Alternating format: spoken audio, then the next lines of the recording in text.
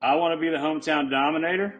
I want to make that clear where this organization's going. I want everyone in here to do that, and I'm done giving raises at this company. I put it up the projector. I talked about Henry Ford, about how he paid more but expected more and was a little bit more in people's life because he was looking for a certain kind of person. I'm going to pay you what's going to make me the hometown dominator here as a company to where we're a level above. Every day we're going to check you guys in. We're going to remind you of your goals. Hey guys, this is Jason Bergenske, and you're watching Shift Happens Beyond the Boxes, where we take a look at the inner workings of the moving industry. And well, to be honest with you, the entire home service industry.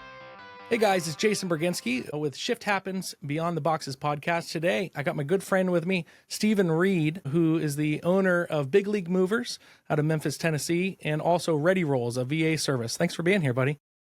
Hey, thanks for having me, Jason. I'm excited to be here and honored to be here. So excited to have this conversation all week.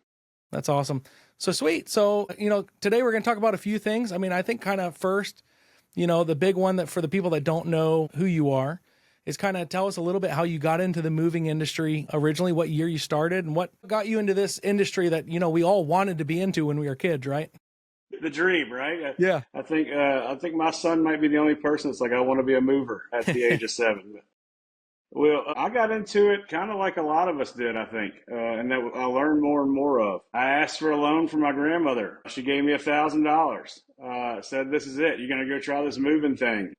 I went and got some business cards at Kinko's back then. I think it's FedEx office now, but Kinko's back then. And they had the little clip art of a moving truck, and some guys driving an old school moving truck. And it said, Big League Movers. And I just went door to door. I set up an agreement with Penske. Crazy agreement when we think about it. It's 2008. But $45 a day. Insurance was $16 and 8 cents a mile. Man, it was a deal. I wish I could get that back. Can I get grandfathered? What year was in this? that process? Did 2008. You start? 2008. Yeah, Got it. So that was right at the end of the recession then, or right when stuff was really going on. Yeah, so right when people were looking for different ways to move, right? Yep. To save a buck. Probably kind of where we're at right now in a lot of ways. But I was in a sweet spot. I saw in my field there was a lot of comfortable moving companies. I worked for one growing up, and I saw a lot of opportunity. I saw where all customers ask, like all the clients where we were missing, and I was a mover, and I'd be on the move, and I'd be charging. I mean, back then, I was charging for TV fees. Yep. And they didn't know it. The customer didn't know it. And so I'd add on a fee, and the customer's just spewing upset, right? And I'm telling my boss, they were upset, and it's like, oh, well, they'll get over it, and I saw this opportunity in this industry, at least in Memphis. And I'm like, hey, when somebody gets done moving, that's a life experience. They go to work, and they say, hey, how was your move? Right? Everybody talks about how your move is. So there's a missed opportunity here. And my buddy, Jonathan and Sardor, they were starting an SEO company. Mm-hmm. And I started kind of hearing from them and hanging out, and I'm in the zone, and I'm starting this new company and passionate, and they're starting theirs, and we're friends. And I'm like, hey, I got to get Google reviews. And that's how I can get ahead. So I got my business cards. I got the Penske heck of a contract, and I'm going out. I go to FSBO.com. FSBO's for sale by owner. Yep. So that's a direct to client. And I was hitting them up. I was driving around. I was putting flyers on every house for sale. I was going to apartment complexes. If I didn't have a move, I was out getting a move. So you mean this big company you have today wasn't just given to you? It was not just given to me. Every bit was learned. It's hard lessons. And I think that's what so many people don't realize is how much hustle and bustle goes in the beginning of building a company. Yeah. Especially in moving business. And commitment. Yep. So you were out on trucks many times, I'm sure, in the beginning for sure. Oh yeah. Yep. Night trips to Ryder and back on the other side of town, a Penske and back on the other side of town. Yeah, that was my life for a lot of years, and wouldn't trade it for the world. I learned a lot of lessons there. But the sacrifices, moving industry, man, this. It's hard to date somebody in the moving industry. Oh yeah. All of us, you don't know when you get off, right? And you don't know when you start. And man, how many broken dates do you have? How many disappointments do you have? People have to get used to it in your life that you're married to customers on a moving company, and moves happen all the time. And your truck breaks down on a Saturday evening when you're supposed to have events with your kids or date with your wife, and you're out there dealing with that crap. We're at a DOT station right now. Yep. Somebody just walked off the job, and this is a VIP customer, and I got to help these guys get through the night, or somebody got injured. It's all the time. All the time, but that's the commitment to this industry, and that's what it took. I learned lessons. I put every dollar I could back in the company, and I learned lessons. And I always like to say I ran through the wall, and then I turned around and said, "How can I build a doorway to keep doing this?" I found and that's maybe the ADHD in me, but it was always all I know is growth. So continue to grow, and I'm blessed now to be having the best years I've ever had, continued growth, and going into a hopefully 8 figures soon. That's the goal. Whereabouts are you guys at right now? A little under it. Yeah, a little under. And that was my goal this year. So sour grapes, and I'm Tom Brady and after a loss. So the goal is to hit 10. You're in the 9s now. How many trucks and guys are you guys running? I guess busy time. Let's go by busy time of year. Yeah, we're running over 100 guys and 24 trucks, and then we lean up and get about 7 rentals in the peak season. Yep. And then what? You guys are out of one location, is that correct? Memphis, Tennessee. That's right. Straight out of Memphis. So you're doing almost $10 million out of one location. So all these guys all the time that are they hit 500,000 and they want to go open 3 more locations. Whew. I see it all the time, man, and it's not time. Don't do it yet. There's so much more fruit you can get out of that.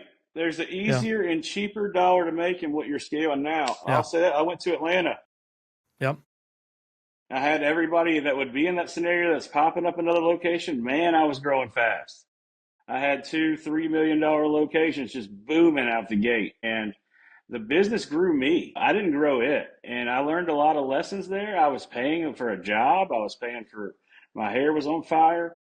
But I went to a second location and I went back home. And it's crazy to say if somebody had that success and growing in Atlanta and markets in Memphis and say, you know what? I think I have more opportunity and the same opportunity and more control so I can balance my life to go back to one location and keep growing. Right. And I made that decision, and it was the best decision I ever made. And I'll tell you, my story kind of goes back. My grandmother and my dad originally bought into a moving company back in 1985. Moving company had been open since 1968, and they built that to be a multi-million-dollar company. I came into the actual business, teenager working out on trucks, stuff like that. But that was one of the things I always asked my dad. We're doing several $1 million a year, but why don't we open another location? Why don't we do Jacksonville? Why don't we do this? Which obviously sounds good, right? You got this company that's doing millions.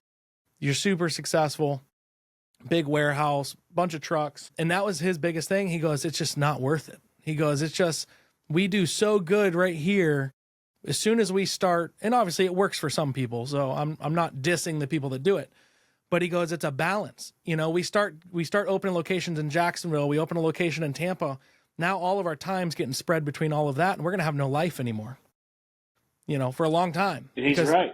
And it's, and that was one of the things that, was, and I didn't really understand it until as now I've grown to be more mature and see a lot of these guys that go out and open a bunch of locations and then they all end up folding up because they can't do it. They can't control it. You have more control. Yep. And you have a easier buck and a cheaper buck with the staff you have to expand. Until that market is where you're struggling to advance, where there's not a company that's doing something better than you. You can keep growing and grow fast. Just be aggressive. And, I'm close to my market. I'm big on the community, and the community is big on me. It's easy to do with one market. 2 markets, I couldn't expand that. I stretched thin, and my market at home was going, Steve's not the same Steve. Where's he at? This isn't the same service that I used to get when Steve was around, right? And I stretched myself too thin. I hurt the brand. My vision was always to be the hometown dominator, to be in Memphis and be the man. Opportunity and a quick buck led me different, and it started just to grow me and grow me and grow me. And I finally just said, I need my control back. I need my life back. Were you traveling back and forth to that other location, or you had people there, or what were you trying to do? Yeah. So I moved there for a year. That was the plan. Moved there for a year, brought my best guy. And started from scratch. Everything I knew. Yeah, yep. Back then it's 2012, and so Google Talk was a big deal, right? I had my staff over here, Brady Bunch, and I had my plan and was watching everybody and controlling. I was very micro back then, but had all my controlling ducks in a row, and we expanded and we blew up. And that leader never came out. That thing that I assumed my best guy was going to become me after a year never really blossomed. It's not in it. He's not confrontational, right? And so I ended up staying there longer.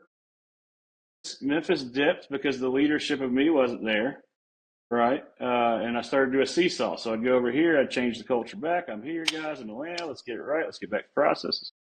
And then I'd hear Where from you my out? Memphis people. Yeah, where are you at, man? I'm coming over here. I'm coming over there. Go back over there. The And it was moving just business wearing is me out. hard enough. The moving business is hard enough without having to get worn out like that. Yeah.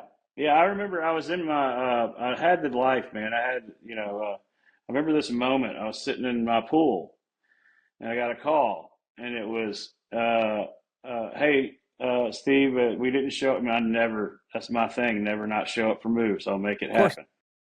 And, I looked at and we had two customers that weren't moving and I just knew I got to move my family to Atlanta. It's gotten out of control. And I just remember that moment where I said, okay, I got to move there. I got to live there for another year and a half. I got to either grow it to sell it or I need to grow it to have somebody that can control it. But this beast that I made down here, because I had signed up for logistics side and everything else. You had This children beast at that the I've time? made down here. Yeah, I'm brand newborn. So you're rerouting your whole life to go and help that beast. But And then I you're never turning your really back dreamed on. of. Yeah. Yeah. Wow. And so I made a big risk and I said, you know what, this isn't me. I'm going to fire sell this bad boy in Atlanta. And my wife and I wanted to move back home. We had our second child on the way. So I knew that wasn't going to be good for me. I was coming back on that side. We needed some help. I was working all the time. And I went back and I took every dollar that I made and I said, you know what, I'm going to get a degree. I'm going to get a business degree and not the old school university way. I'm going to find the best consultants I can in analytics. I'm going to find the best consultants I can in Sigma, right? And I invested that money in getting my PhD in business to go with my strategy thoughts. So the consultant would come in, and it's not, a lot of people use the consultant and just be like, hey, fix my stuff. Well, consultants love me because I'm there to pick them up at the airport. No, you don't need a rental car. I need that time. Yeah. Right. I want to learn. I got an agenda. I want to learn everything you're doing in my operation. And I spent all the money on that and taught myself, okay, this is how I wanted to do it. This is my dream. I wanted to be the hometown dominator. And then I challenged my team that hung with me as I seesawed. And I said, look, this is the hometown domination plan. This is what I'm here to do. This is what I'm committed to. And this is my challenge to you. And I'll pay you how to get here. Right. We're not going to pay just on hourly. I'm going to give you a raise every day, and I'm going to invest in somebody to remind you of the opportunity you either had or missed that day, because we're all here to make money. And that changed we got back on track for where I started instead of the Atlanta sidetrack, and we're on our way, hopefully, to that 10-figure mark. And that was 2012, you're saying? Or when did you finally cut Atlanta loose? I closed in February 2020 to a logistics company. 2020. 2020. So right before COVID. Right before COVID. COVID. Mostly logistics company where there's about to be a lot of hold in the product line for a little while. Yep. I had sold, and it was a fire sale, so it wasn't like with me or any. I had some high dollar consulting, but you wouldn't do it in that time. And, came back, spent it on me, and rallied, and to use that COVID, that was the perfect kick in the butt. I planned on, it had been at that time, man, 12 years of just hard work. Yeah, just busting your ass. Hard work, yeah. And man, I took that time. I wanted to take a time, and I wanted to say, man, I'm going to take a couple months, enjoy my family, and I did forcefully, but take a couple months and enjoy my family. And COVID was the kick in the butt I needed. I said, hell yes. I don't know if I'm allowed to say that, Jason, but hell yes. Man, you're good. You say whatever you want on this podcast. Everybody's fearful of COVID, and this is the opportunity to tell all the realtors, all the community, Steve's back. Here's my plan. Here's how we handle COVID moves, and I'm here to help you. We're in this together. And I saw the opportunity in front of me to take the market that I lost a little bit of, expanded, didn't grow. I was just part of at the time. Yeah, that's kind of 2020 is when I challenged the team, and I was able to kind of use that COVID as a baseline to say, hey, this is an opportunity. This isn't a problem, right? We can be the one COVID mover if we're out there fast. Yeah. Yeah, because in the very beginning when COVID first started happening, I mean, everyone was scared, obviously. I mean, moving company owners, we didn't really know what was going to happen. The first couple months of COVID, I had the software company, obviously. We were dealing with our movers, the customers that use our system, and they're getting shut down. They're in California. They're not allowed to do anything. They're in different parts of the country, and they're just not able to do anything. But luckily, for most of us, COVID actually ended up turning out to be okay business-wise. Yes, it was. We all wrote it up, which is not what a lot of us expected, A lot of industries didn't fare so well. No, I had a company. I actually had a delivery company that bought a mattress company that did school fundraising in different schools, CFS. Yep. So you can imagine what a school fundraising that we had to operate a store in a school went. Yeah. So I saw both sides. Business that kind of had no gain, and then a business that started booming. That did really good. We had because we didn't sit back in fear.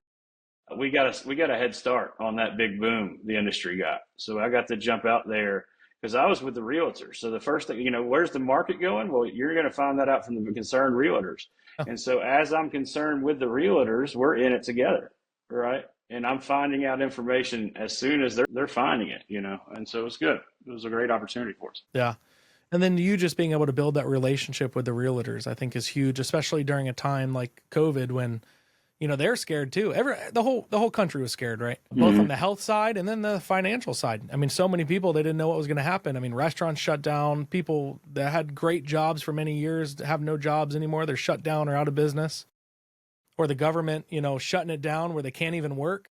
Luckily, the movers were all considered essential business. So anything related to the moving industry, we were able to continue, which definitely helped. I don't know how it was in Memphis. It was good. It was good. We're the wild, wild west out here. Yeah, so I mean, Florida was obviously pretty good. We had DeSantis, whether you like him or not, but he said, we're not shutting down. Yeah, we're going to keep going. He's business friendly. Yeah, he's business friendly. Thank goodness in that case. It's Tennessee exactly. Same way. So listen, what would you attribute to you getting to your first million? The first million they say is usually the hardest. Obviously, that's many years ago for you now. But if you're thinking back, back to young Steve, going door to door, knocking on people's houses, what do you think if you could attribute one or maybe a couple things to what got you to that first million where you're like, all right, I know this is going to provide for my family and I'm going to be able to grow this thing? I think what got me to $1 million, I'll say that, is a sacrifice. Yeah, so it wasn't money. I didn't have money to put into getting it to $1 million. So it was all timing and relationships. And when you don't have money, you have to get creative. And so getting out there and not just selling myself, you know what? I didn't have my brand, Jason, I'll send it to you after this. You'll laugh. My brand was very bad. Where's I maybe have a Vistaprint generic magnet. You have to send it to us. If you send it to me, we'll have them edit it and put it on here so we can see it. Because I want to see it now. Yeah, it was all handshakes, and it was all you can't just say, "Hey, my big league movers, who are you? I don't know anything about you." I had to find out what I could do for them. Like I wanted to hear, how I can, I want to understand how I can help you before I offer to help you, right? And so realtors, I was asking them questions instead of just give me business. I was looking for ways to assist them. And just getting creative on it. And what I had to give up is the bars. I was 23, right? My friends are still going out to bars and stuff, the concerts, the nightlife. That went away. The dating life for a little bit. I was committed to this, but I always knew I was doing this for a family. When did you met your wife after you started Big League? Yeah. Well, we met prior. She's my brother. Growing up, my brother and his best friend, she's his sister. Okay. So we've known each other for a long time. In fact, when I moved back to Atlanta, we started dating, and she was in Memphis. So that's why you ended up taking. Yeah. Okay. No, but that's a good thing, then, right? Home's Memphis for both of us.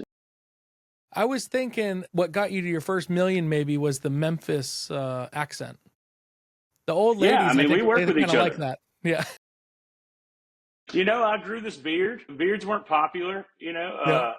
I think I have pictures of my team out there now, and because I've been doing, getting out there and doing the Legends retreat and stuff, I get messages like, y'all all look the same. Yeah, you can't work here if you don't have a beard. But back then there wasn't many beards out there, and I No, grew a it was beard mostly because I bikers. kept If you had a getting, beard, you're I a biker or something. I It's kept not that getting the, way how old anymore. are you? Yeah, how old are you? So I grew the beard. Yeah. I remember the women in my life were like, what are you doing? What is this? And I said, people start thinking I'm older. I got glasses. I didn't need them. Now I need them. I'm getting 40. But yeah, I got glasses and I went out there, and it's just to relate to people. It was just, it Yeah. was relationship sales. It's how can I 100% help you? relationship building. I mean, you were a builder of relationships. Everything you did, it wasn't about how much money you could spend on advertising. It wasn't about any of that. It was about how you could help people and building relationships with them, which in reality is the best way to build a company, because you can throw all the money in the world at it, but if you treat your customers like shit, or you treat your customers poorly, or you don't live up to what you say you're going to do, they're not going to be customer for long, and word's going to get around. Absolutely. So I think that's really neat. And so I've heard you mention several times about being, a hometown dominator. When did that term come to mind to you as you're building your company? Because it's a strong term, right? Hometown dominator. I mean, you're going to dominate your entire area with your brand, and you want people, obviously, the goal of that is that when they think about a mover, they're calling big league movers. When was that, in the very beginning when you first started, or was that after Atlanta? Like when was that you started instilling that into your team? I'm a strategy guy. And so Mm-hmm. I always have an ongoing 3-year plan. I don't think that's the orthodox style, but I always have an ongoing 3-year plan. And those 3-year plans have names. And so after COVID, I just had a completely throughout the old plan. And that was the hometown dominator was my 3-year plan. So to my organization, that was everybody understood the goal. Mm-hmm. Everybody understood where I was coming from. My plan right now is called Pathway. Right. And so they have different meetings, but that's the theme of the hometown dominator. When I came back, I wasn't happy with the quality of my moving company in Memphis. It wasn't my standard. I wasn't happy with the culture. I knew why. It was all on me. I was focused on fire selling Atlanta, right? The other company. And so I took all my team. I rented out. We're the University of Memphis sponsored movers. So I asked them to buckle up with me and see if I can't rent out the Penny Hardaway auditorium for a day. And I put my whole team over there, and man, with mass hiring too, mass hiring. Cause I was like, I don't want this. We got to get rid of this. And so we rented out that auditorium. I had 6 stations. Every one of my office personnel had 12 people in the office. And so both of them comboed for a station. So we had customer service, right? We had tier building outside in the moving truck, right? We had packing and / senior. So it was an entire training, both office and crew. Oh yeah. Cool. Oh yeah. We had breakfast, lunch, and dinner. Dinner was for the family. You took it and left. It was 6 stations. So it was like school. Like we'd ring the bell, you take a break, you go to your next station with your team. Right. We had DOT training, and it was like move-a-thon. Oh man, it was a beautiful moment. And at the end of it, I came through and I said, I know everybody's ready to leave. Right. And so I passed out unorthodox of big league movers and leadership, but I passed out Kool-Aid. Right. And everybody's like, what are you doing, Steve? Why is you passing around dang Kool-Aid right now? And everybody's ready to go to drink lunch. The Kool-Aid. Yeah. And my first statement was, I want to be the hometown dominator. I want to make that clear where this organization's going. I want everyone in here to do that. And I'm done giving raises at this company. And so I got everybody's attention, especially the last statement. I'm done giving everybody's raises. They're all looking at their boss. They've been in training all day, and now they just got told by the CEO founder that they're not getting a raise. So, all right, so you woke them up. Got it? Yeah. So I put on the projector because we always talk about these bonuses and we give these incentives, but nobody's really driven by them. Yeah. And so I put it up the projector. I talked about Henry Ford, right, and talked about how he paid more but expected more and was a little bit more in people's lives because he was looking for a certain kind of person during the Depression. And that's how he grew up. So I said, I wanted to tell y'all about Henry Ford, educate him about it. That's kind of my inspiration in this hometown dominator. And I want to pay you more. I want y'all to look at this as a career, that you can make a lot of money doing this. And so I'm going to give you a hometown dominator plan. I'm going to pay you what's going to make me the hometown dominator here as a company, as an organization, make us to where we're a level above, right? And I'm going to throw this incentive plan, and I want you to understand it, and I'm going to put my money where my mouth is, because every day we're going to check you guys in, and we're going to remind you of your goals, and we're going to remind you what you missed out on today money-wise that I know you didn't intend to come here to earn, because we're going to make a lot more money, and it's not going to be asking Steve for hours. Right? It's going to be helping me do what I'm trying to do here to feed my family and do something different for all of our families. And we went through, and the big point that really hit home was not breaking down. So I broke down, we talk about it. I'll give you $20 for a review.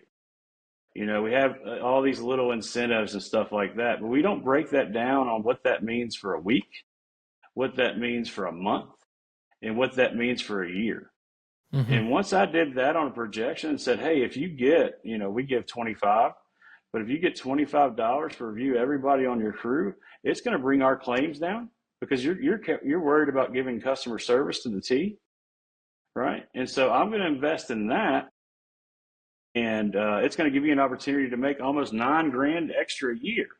Now, George, what would you do with an extra $9,000 next year? Well, I'd move my kids to a different area for a different school. Right, and I know the guys I'm asking, right? And I'm going, hey, Eric, what would you do? And he's like, I'm moving out of mom's, right? So I get relation on both sides of the field. Yeah. And then we go to a referral bonus, right? And I teach everybody, hey, if you do a social media post at your work, eventually one time a month, somebody's going to ask if we're hiring, right? And if you get 3 people this year, that's this amount of money in a referral program. That's this amount a week, a month, a year, right? And I broke down how they're all going to get paid, and we all got aligned, and we drank the dang Kool-Aid, and the whole culture at my organization changed that day. Yeah, I think that's awesome. It's funny because when you first said the Kool-Aid, I didn't know where you were going with it, but then I got it. Then I got it. You got to drink the Kool-Aid. But I mean, the whole room didn't know where I was going with it. Yeah. Right.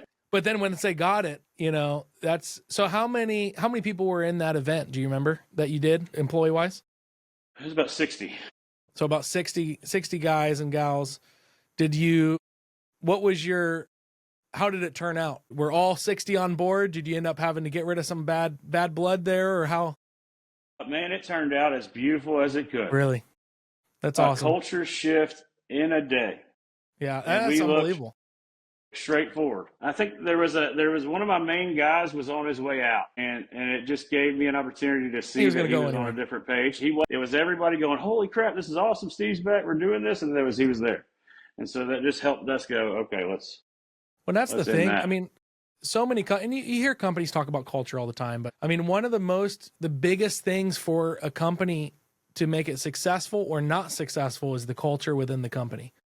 If your employees don't want to be at work and they hate their job and they hate their boss and they hate the customer and they hate everything, 100% that customer is going to feel it, and you're going to lose business.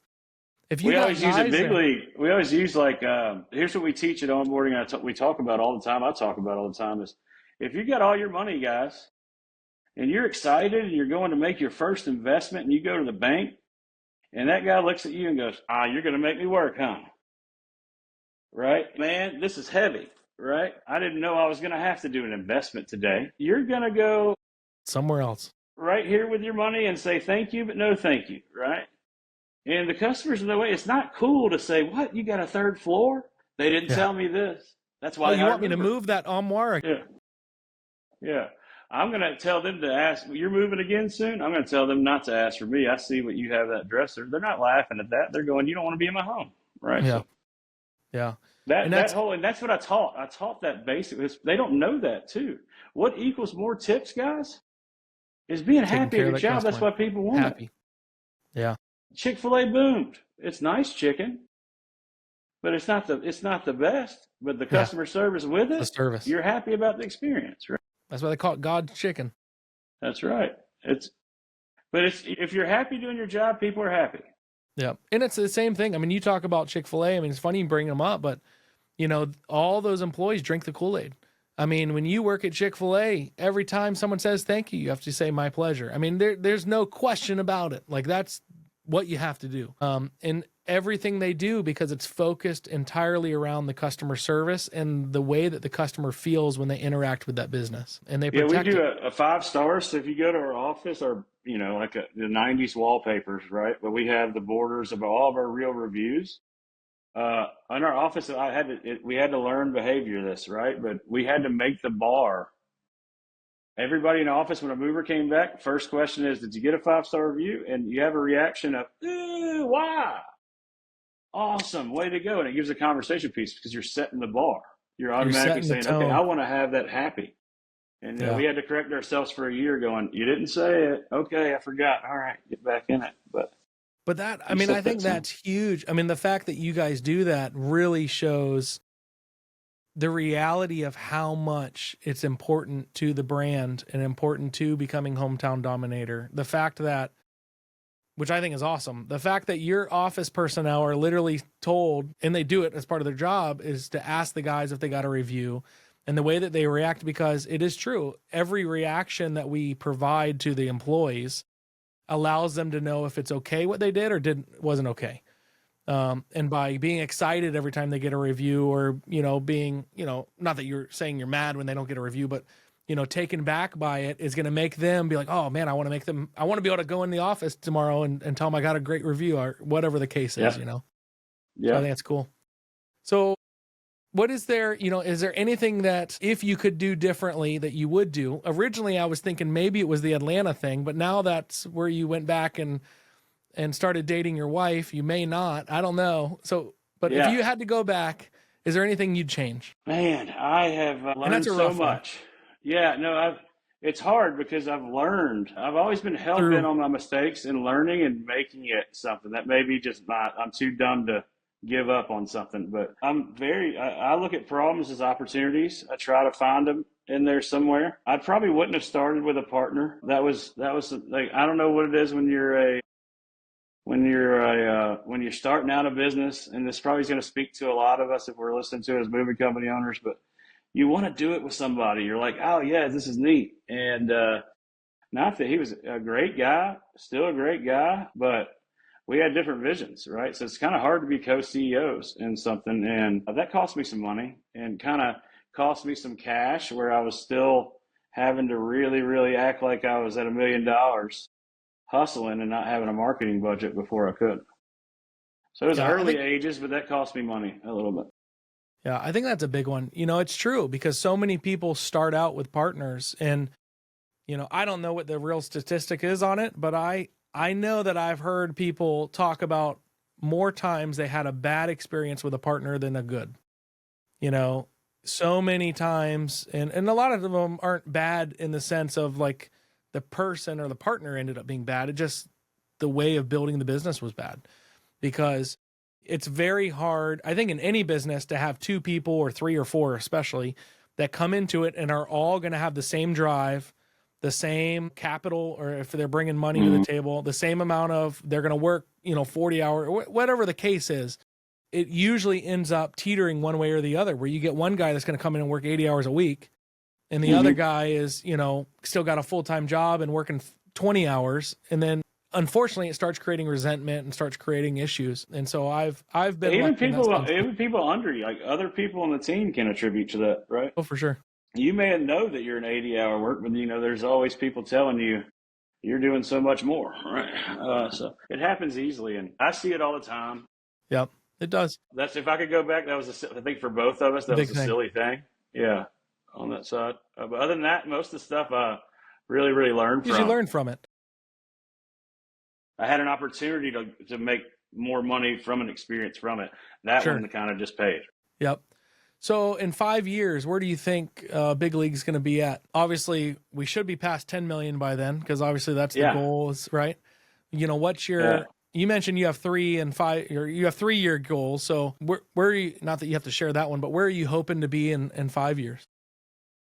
I'm hoping to be at 15 million. I'm hoping to be maxing my market, and now looking at other opportunities and some smaller markets around me. And we're getting into commercial moving. That's a sector that we're excited to get into. we haven't touched. That's a really good point. I didn't even ask you. Like, what are the percentages of the jobs that you're getting now? Like, what percentage is residential? Is it all of it's residential currently, or? Yeah. So, we do a lot of restoration work.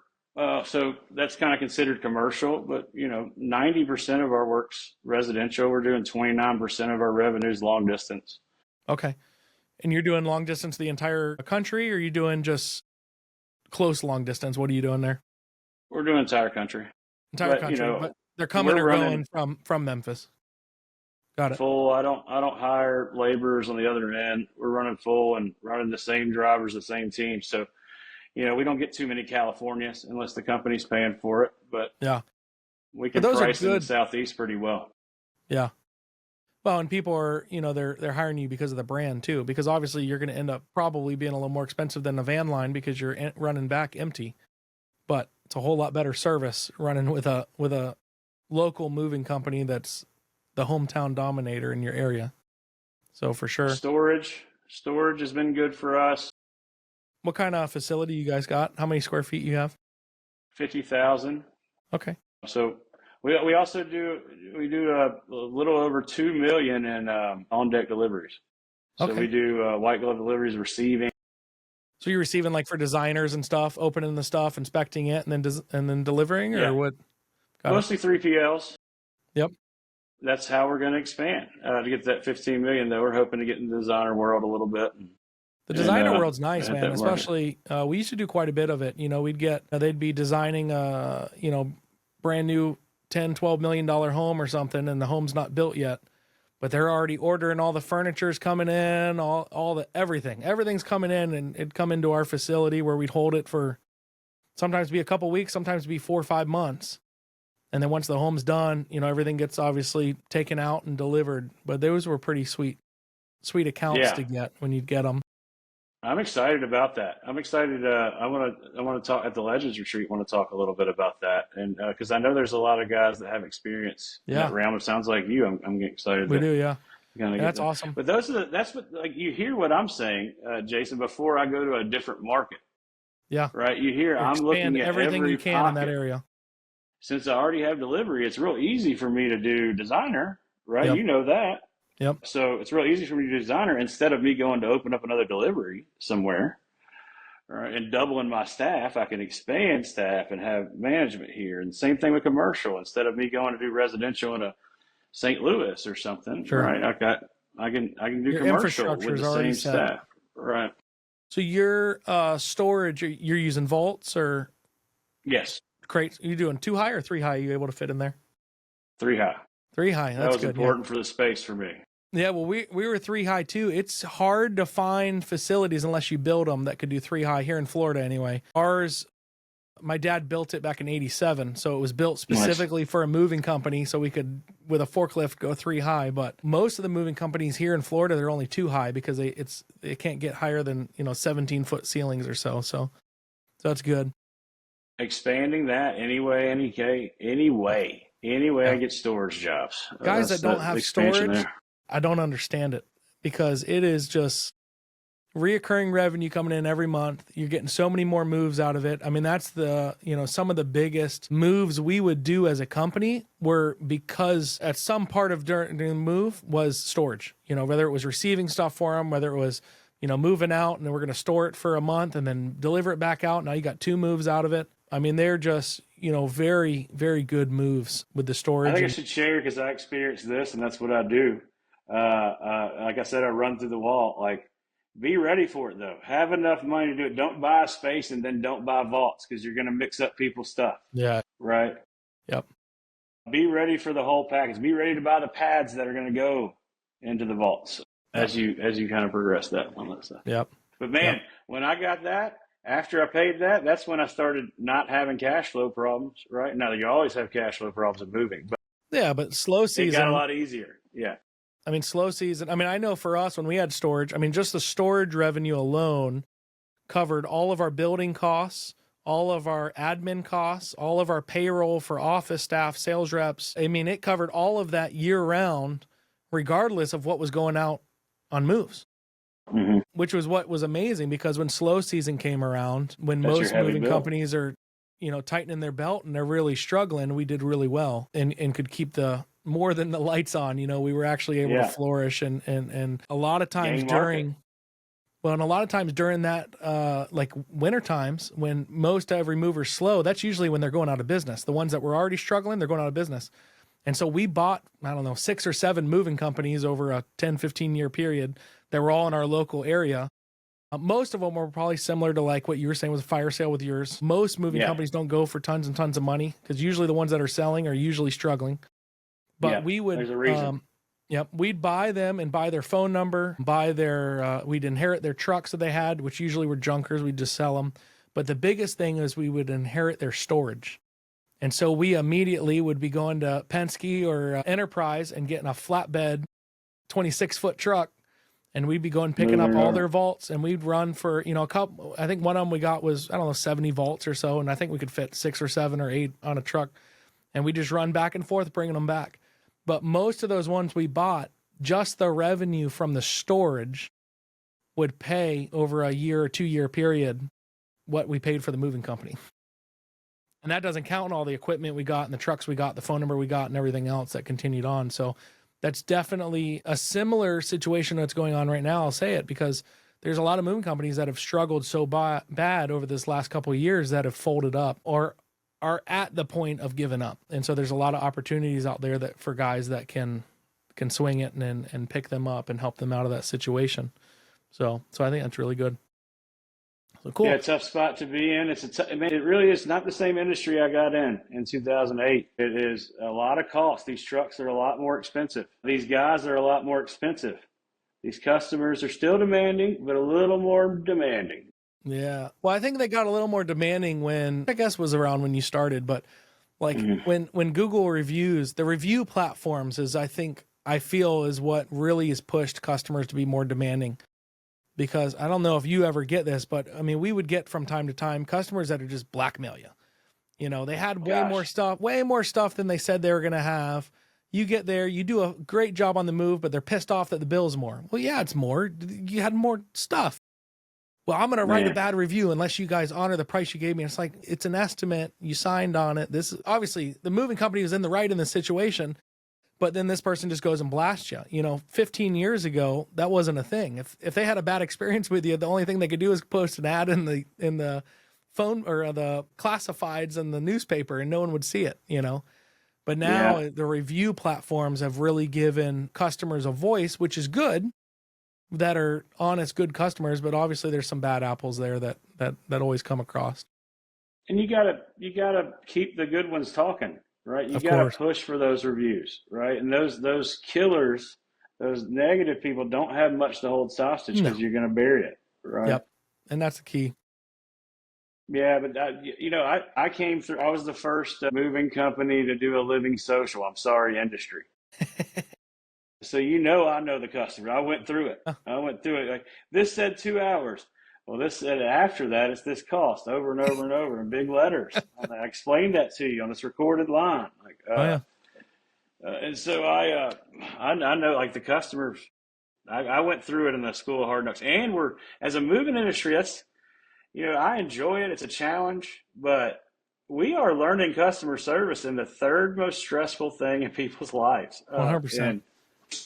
What they say, death, a tough marriage, job. and moving. Yeah. It people really are drinking is. all day. Yeah.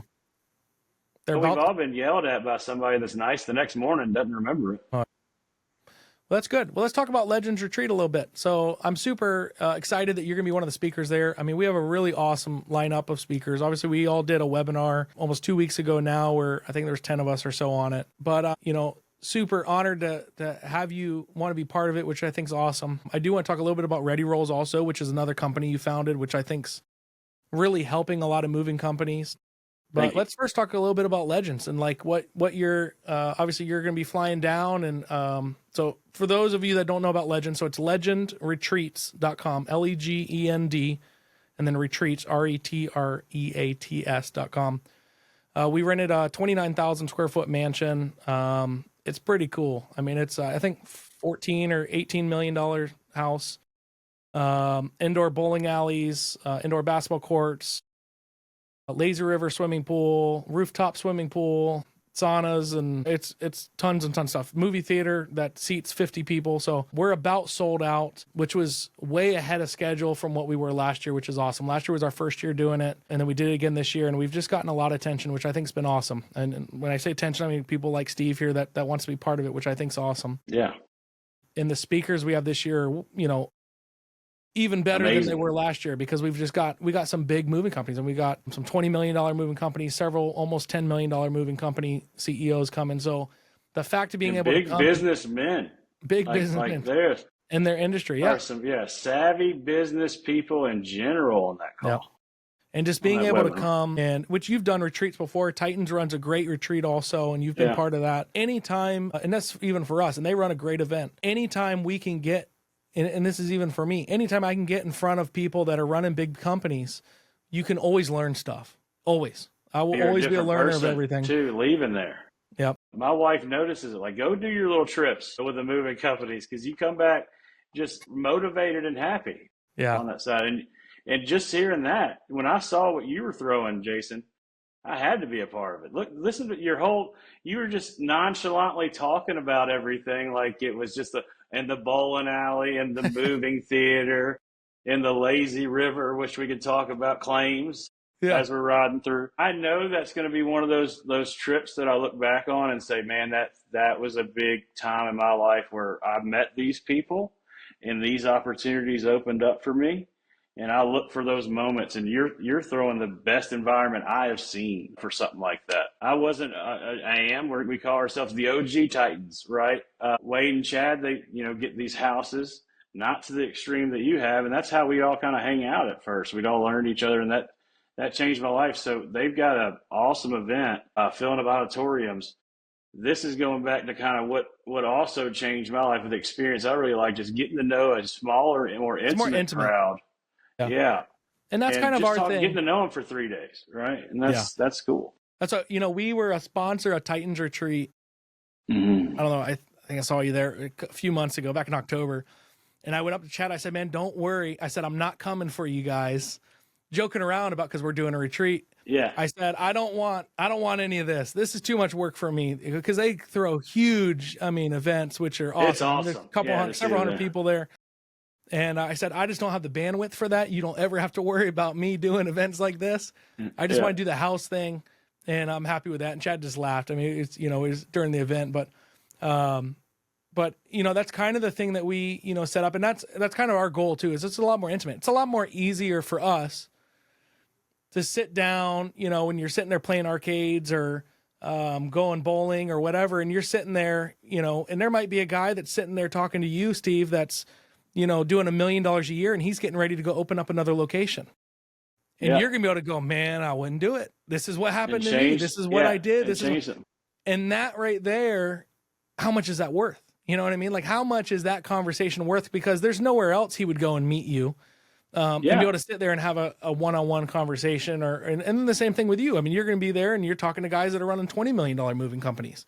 Hey, what else are you guys doing? Where else do you expand? Like, after these, like some of these relationships I had in these houses, I go on trips with my wife after, and she makes her best friend, because there's nobody they're a moving company. They're living the same life. Give a retreat for them, right? But I know this one's friendly for both on that side too. Yeah, ours, we have a few that are bringing their wives, and this place, this is not a hard sell on it, but we have, like, it has a massage room and stuff where we have masseuses coming in. So any of the people that are staying in the house, they can sign up. It's free, you just give them gratuity or something. But so there are some wives that are coming, and obviously when the guys we're going to be in what we call class, which will be in the theater, which will be from like 8 until 3 p.m. 2 of the days. So during that time, the wives can come in if they want. Probably don't want to if they're not super involved in the business with you, but they can hang out in the house and go swimming and sit out by the pool and do all that stuff and still have a good time. Yeah. So a good environment, food's great. I mean, everything about this, if you haven't seen it, check out the website. I was getting a hold of Jason as soon as I saw it, annoyingly. It's going to be an experience, and I'm excited to meet everybody who's there and talk moving. That's what I love to do. And I think you're going to be one of the speakers. Do you have what you're speaking about yet, or the premise?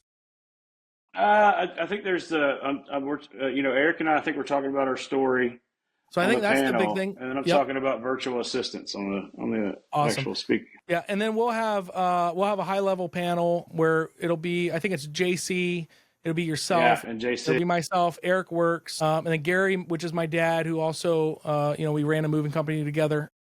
And Yeah, so I've seen him on the podcast. yeah.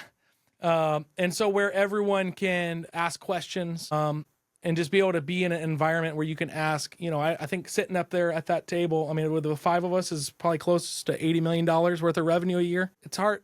It's hard to go to anything and be able to ask people in your industry of that type of revenue that they're doing questions of how to grow your business to be able to do what they're doing. And I'm not trying to blow Jason up here in his phone, but guys, Jason's been born in the industry.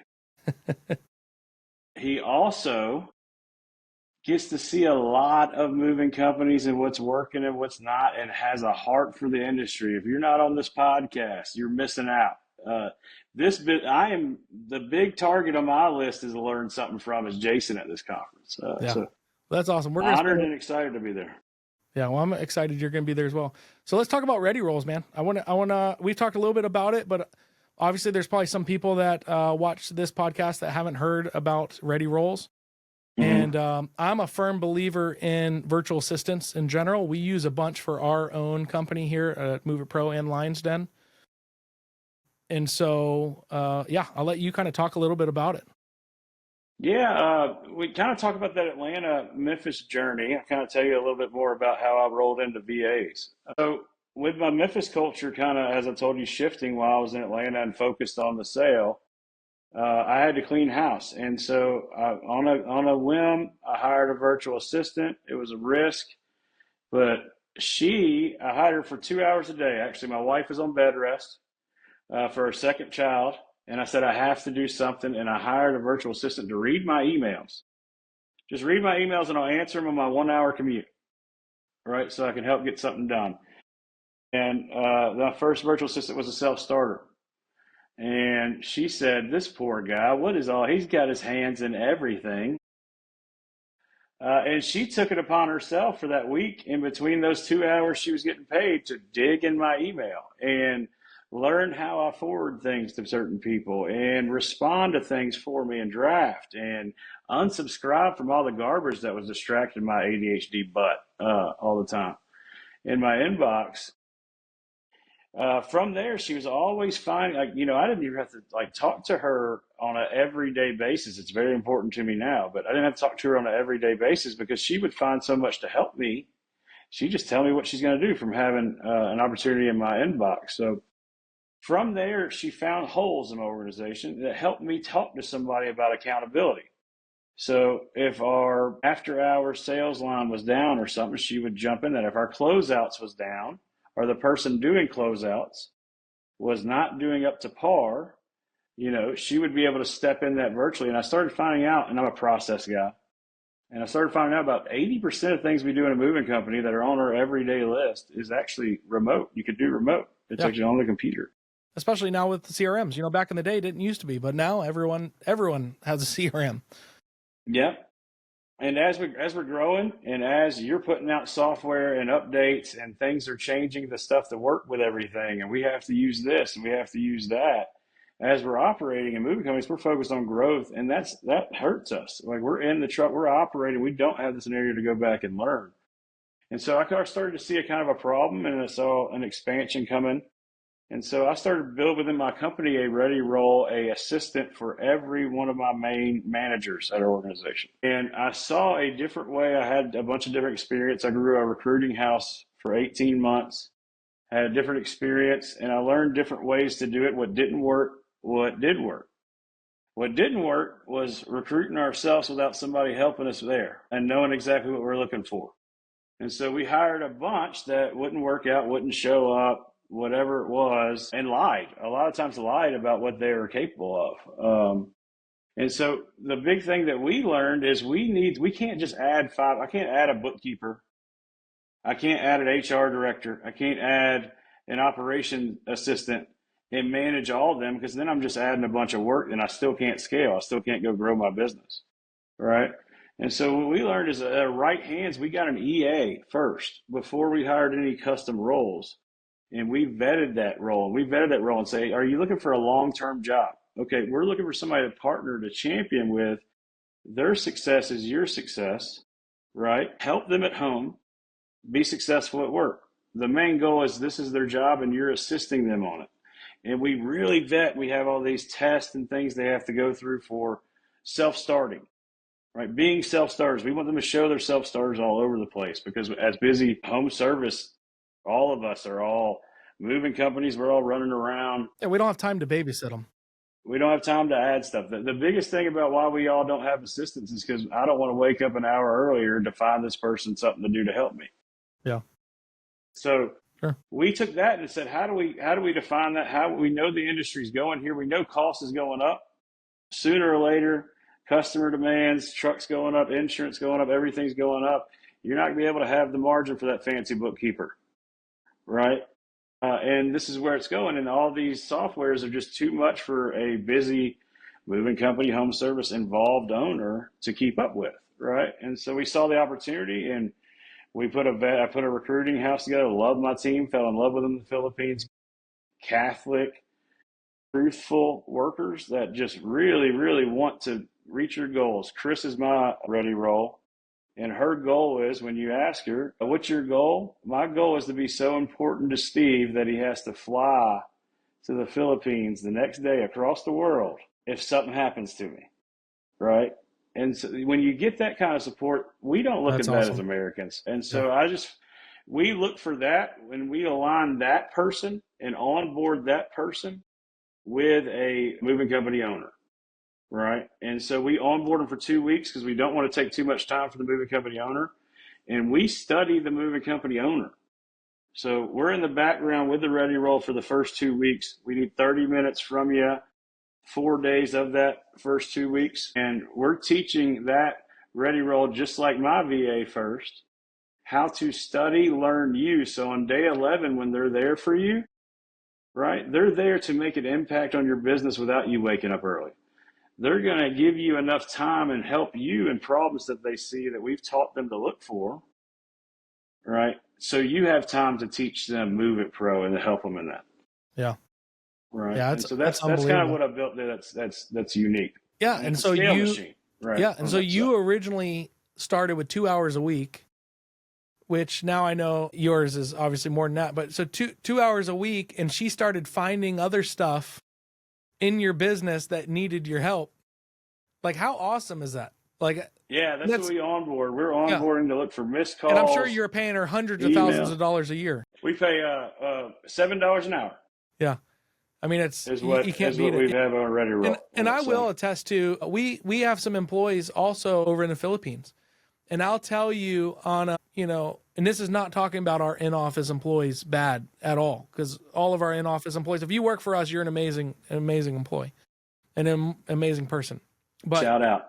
The biggest thing I've realized is like if you hired 5 Americans and you hired 5 Filipinos, most of the time, 4 of those Filipinos will outwork all of your other American employees. It's a commitment to work. And they're committed to work. They're so respectful. There's no like babysit, like and I think a lot of it has to do with maybe the religion, like you said, their Catholic values. They're very Americanized values, I think, which is similar to us versus like other countries. Right. But 2, they're just what I've seen is it seems they're just so happy to be working for an American company. Yes. Obviously $7 an hour. Security. Yeah. And, $7 an hour over there is significantly more than the average income that they make if they worked in Delhi or worked in the Philippines. And I think the gratefulness from what we've seen, some of our best people are from overseas. And I think it's unbelievable because when we first did it was around when COVID happened. We got some VAs and helped, got some to review reports and let managers know if there's things that aren't happening and stuff like that. a lot of our team was kind of against it in the sense of some people have a bad, oh, you're going to send money overseas and they're not going to be good and this, that, and the other. That is not the case. Like, yes, you're sending money overseas, but the work ethic, the showing up on time, they're usually early, they're replying, no problems in Slack. Like they're just there. Like, it's just the work ethic is so good. So, Americans, and I'm putting myself in this, we're in a bubble. We're in this self bubble. The first thing that happens at work, how does this impact me? As an owners, we're that way, right? You might hear me venting in one of these groups one day, like, dang it, dang it, dang it. This happened to me. I'll get over it, but this happened to me, right? They kind of look at it differently, and I see the perspective. It's, okay, this is my boss, and what can I do to help them succeed? Yeah. Right. And that's an easy lens to succeed. We're in a culture, we're here to always replace the boss, compete with the boss. Right. And they just look at it like, I'm in a team, and how can I support them? And it's, when you look at it like that, that's a lot better lens as an employer. Yeah. So what roles have you found for companies, or what roles do you have specifically with Big League? These are ones that... The first thing is a ready role, right? So that's the first thing we recommend. We do custom roles and we do ready roles, right? And a ready role is what we recommend for somebody that doesn't have that manager of other VAs, right? And we do a 2-week onboarding. We're doing schedule management. We're doing time zone onboarding and different things of that nature in the background where it's not your time. We're doing email management, STAR method. Jason, I think you know this because you email me. Chris is pretty good, but I haven't checked my email in 2 weeks. She updates me. Oh yeah. How does she communicate with you? Every day. We have a check-in first thing in the morning. It gets my butt up. If I'm not feeling it, I'm trying to say I'm going to sit in. I'm motivated because Chris is there going, I got to fulfill this schedule to be profitable. You're doing a video call with her every day, or she Slacks you? Every day we have a video call. I strongly recommend that. That's the community, because from their lens, they're not in office with you. They're not seeing your world, right? So you feel like they're not impacting if they don't hear from you that day, right? That's good. Okay. And she's going over my emails. I drafted this. Do you approve? Hey, Steve, I filled up your schedule with this. Jason asked, you're lucky. He asked if you could be on his podcast, so I scheduled you here. Those are the updates I'm doing. And she's got notes next to our podcast with information about you, Jason. And so she really looks into, and she follows every one of my meetings. That's good. With action items. She follows through those action items for me, or gets it to the right person in the organization. And then, my phone system, she's always the watchdog in my phone system. Any missed calls as a business owner, I need to know there's a hole. Money. Right. So what's my flow of that? So she's letting me know missed calls and what she's done with them. She keeps my org chart updated. She does my Google Drafts. She puts my crazy notes in Apple phone and stuff that gets out in the org. She runs my Slack channel. We do on onboarding, we do some of the secrets to pay for itself. So we do some of the business development stuff and some cold calling that'll kind of set up. We don't do sales. We don't recommend sales. Often, it takes a long time to learn a moving company from across the world. Yep. So we do appointment setting for salespeople on that side. And from there, there's so much a self-starter can do that impact you on day 11. And guess what? You don't have to wake up. You're going to get on your feet. This is what I've done for you. Good morning to your day. Let's go. And it's kind of the relationship starter on that side. So that's the work we put in. We don't manage for you. That's kind of key for us. A lot of people, and it's a differentiator for us. We do a one-time fee because I'm charging you once for the vetting and the onboarding. And I think that's better. I'm done at that point. Yeah. I think it's better because it is. Yeah. Big time. And this is another thing I'll bring up. Mm-hmm. I think most of these Filipinos that we've hired, they don't quit. We've had to get rid of a couple, but they don't want to go anywhere. So for you guys, I think it's doing a very good thing for your customers because you're not giving them a reoccurring charge every time, because most of these people, hopefully, they're going to get a virtual assistant that's going to be their executive assistant they're going to pay for, but hopefully he's going to be there for 5 years or more, right? It's not going to be a turnover every month, And that's what they're hoping for. That's what we're recruiting, is somebody looking for that long-term relationship. What we're advertising is they're going to pay you directly, and we teach you how. Like, we set you up on how. We even teach you how to watch every click and go back on screen share. Yep. We walk you through all that. But we don't want you to pay us $15 an hour for something that, like these other companies that are paying for $4. And what happens is that's when you get turnover. That's when you get that. If you're getting paid $4, you can never grow, right? Because I'm not going to ask them to pay more than $15 for me. For sure. And then if I pay more than $15, am I going to get the raise? No, they're going to look for another project, or they're going to do projects on the side of their $4. And so that's what that's kind of our experience and what we're vetting in. But we're looking for that long-term relationship and saying, hey, as he scales, as he grows, he's committed to, obviously it's a client basis, but he's committed to, we recommend saying $1 an hour for when you manage as they scale. For everybody you manage, that they don't have to, right? So you manage the bookkeeper as you scale, you'll get $8. But that's so your executive assistant. Does she manage some of the other people in your company as well, or she's just I got an interesting setup because I've scaled this way, and so she doesn't have a team under her, but she kind of has she has other ready roles. So what I do with Chris is she checks on the other ready roles of clients. Right. And so she'll walk through and help them with any way they can do things in her time, but she does not. So my office manager has a ready role. Right. And so she has under her an HR director and a bookkeeper, a level 3 bookkeeper. All right. And so my vice president has a ready role because I'm kind of off hands of big league movers now. So my vice president has a ready role who managed 2 sales assistants. So people that run leads, cold calling, 4 appointments, and missed calls. And then they run 2 dispatchers, right? So everything that happens from when the truck leaves the lot to when it comes back, customer collection and everything else like that. And my ready rolls teams, I have Elva, my vice president, and everybody's remote from her ready roll. So she manages different recruiters. So your bookkeeper, I mean, is she just doing collections and billing customers, or she's logging into your QuickBooks and balancing checkbooks and stuff? She's not, she's, so you can go QuickBooks without having an effect on things. So you can go like where she doesn't touch the bank accounts, but she can reconcile and see everything through QuickBooks. Yes. That's very cool. Yeah, man, she does an excellent job.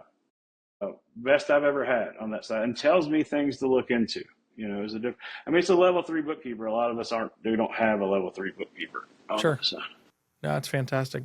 But the whole point of it is how I have it set up is all my leaders have a ready roll, and so they don't have to manage that team under them. They're managing just their ready roll assistant. They're just and managing they've all theirs. had to expand that way. So at first, that first ready roll was doing the HR and bookkeeping with the office manager until it got too much, and then we said, okay, it's worth it to hire. But the main point that I found is having that first EA, that leader who learns you and the culture, to duplicate that, because that's what others need. In another country, you want to have another person to run things off of if you're not a leader. So you're hey, this big American new boss, I'm going to delay sending something over to him to ask, or if I have somebody in the Philippines to ask, I'll get approval quickly. So we found that model to scale a lot. That's really good. How do people get a hold of you, Steve? You can DM me. You can call me. I'm pretty accessible. Facebook, Instagram, LinkedIn. Just give me a DM. Or just What's Ready Rolls website? It's readyrolls.com. That's ROLES.com.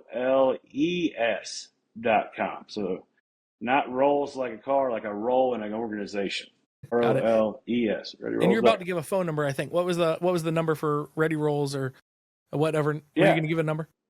Yeah, we can give my cell phone. It's 901-361-8995. All right. And so you can get a hold of me there. That's risky. That's risky giving a cell phone number. It actually shows you how good I am with Ready Rolls, right? How Ready Rolls lets me communicate with a lot of people. That's awesome. That's sweet, man. Yeah. Well, thank you so Chris, much. Right? Yeah, right.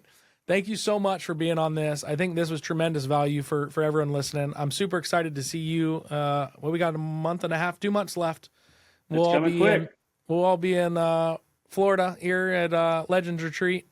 And if you need anything, just let me know. Again, legendsretreat.com, or it's actually legendretreats.com. And then if you want to get a hold of Steven, he's over at readyrolls.com, and we'll talk to you then. Thank you guys. Thanks for tuning in, and we'll catch you next time.